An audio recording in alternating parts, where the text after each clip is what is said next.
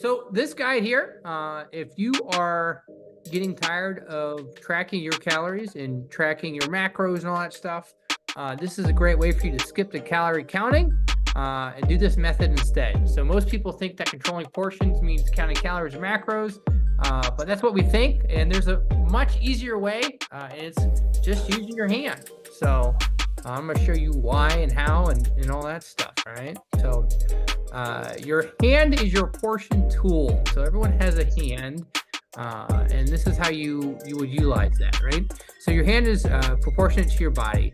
Its size never changes, and it's always with you. So it's making it the perfect tool for measuring food and nutrients without minimal counting required. All right. So you have your hand portion, the palm right here, right, is a portion of protein.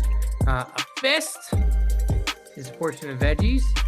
A cupped hand, right, right there, the crevice, is a portion of carbs. And then your thumb, we got two of them, right, is a portion of fats. All right, so we're going to remember that stuff as we go through this. So now what you need to do is you need to tailor this portions to your activity level, goals, and your preferences. So moderately active folks can generally maintain their weight and improve their health with 1 or 2 portions of each food group per meal, but there's a lot of potential variation. So here are some examples of customized plates based on eating 3 meals per day. All right. So you have your protein, veggies, carbohydrates, and fats up there, right? So if you are under 6,000 steps, right? If you are going to make a plate, right? This is what you want to do. You want to have 2 portions of protein and 2 portions of veggies. 1 portion of a carbohydrate. Looks like they have some fruit here, and then it looks like they have some for your fats, a thumb portion of almonds, right? So if your goal is to improve your health and maintain your weight, you're going to want to have a little bit higher carbohydrates in there. So as you look down here, you're going to see a little bit more starchier stuff, right? So if you're someone that's moderately active, you have, 3 to 4 workouts per week, between 6,000 to 10,000 steps per day. This is what they recommend for you to do. Again, a large amount of protein. You're going to have, again, 2 servings of that, 2 servings of some veggies. If you're going to be losing weight at the 6,000, 10,000 steps, they recommend having no extra carbohydrates with that.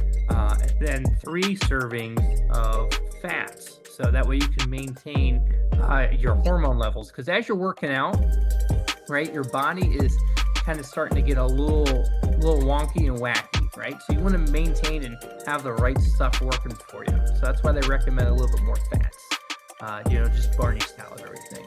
So if you're someone that is trying to improve your health and maintain your weight, similar stuff, you're going to take 1 portion of fat away and then add in 2 hand cups of carbohydrates there, right? So, and this also would work for someone that also is trying to gain some muscle and increase their overall body weight. They want you to have more of a balanced preference here. You're going to do 3 and 3, so 3 servings of your carbohydrates and 3 servings of your fats there, right?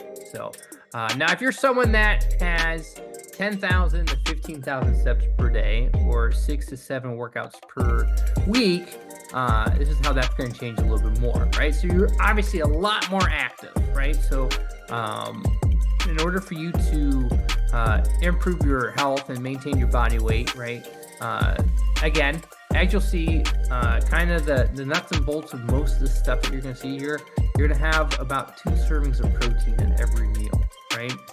So what that's going to do is make sure that you're having, adequate amount of protein no matter what your goal is, right? The only things that really change are your carbohydrates and your fats. And the reason why is it just depends on how many steps and how active you are, because you want to keep your body moving in the right direction. If you cut your calories too low, yes, you may lose a little bit of weight, but in the long run, it's going to set you up for failure. You're not going to lose as much, right?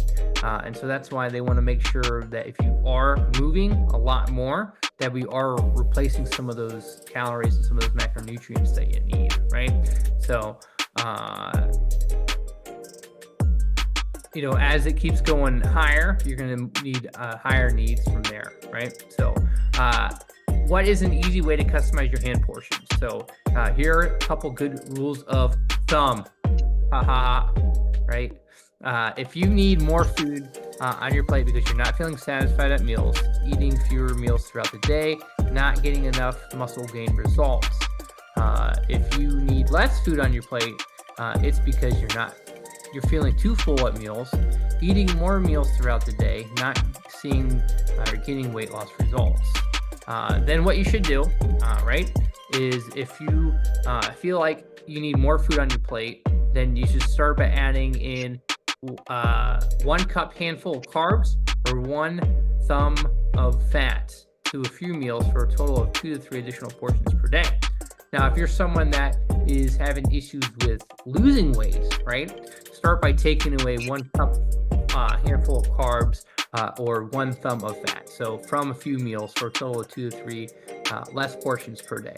What that's going to do is it's going to allow you to slowly start taking stuff away instead of doing something drastic where it may allow you to lose a little bit of weight, but in the long run, you're set yourself up for failure. So if you start hitting a plateau, which was a previous coaching that I talked to you guys about, we want to prevent that as much as possible, right? So there you have it, folks. That's kind of how that is done if you are having issues with staying full or if you're not losing weight. But here are some frequently asked questions. So when you're measuring, right, are you measuring cooked or uncooked when you're using your hand? So you want to gauge your portion in the form of the food you plan to eat. So, right, so if you are going to have rice, measure it with, you know, a cooked rice, right? How do you count mixed foods like chili and all that stuff? Don't ever overthink it. You know, just guesstimate your portions. Eat mindfully, paying attention to your fullness and cues.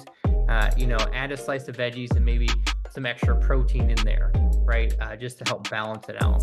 Now, if you are someone that does have some ice cream chips or any of the other highly processed stuff, a lot of times that's going to be either 1 handful of carbs or 1 thumb of fat, depending on kind of what you're eating. So just pay attention to the back of the box or bag there, right? So how do you handle alcohol? Here's a couple different ways. If you're someone that drinks, you know, look at what you're drinking. If it's something that is like a beer is pretty much liquid bread. So you're going to basically use that as a portion of a carbohydrate. Or if it's a shot, you know, it's going to be a thumb. Now, if it is mixed, odds are there's probably a lot of sugar in there. So it's either going to be 2 thumbs or 2 cups or kind of a mixture of both, just depending on what you're drinking, right? So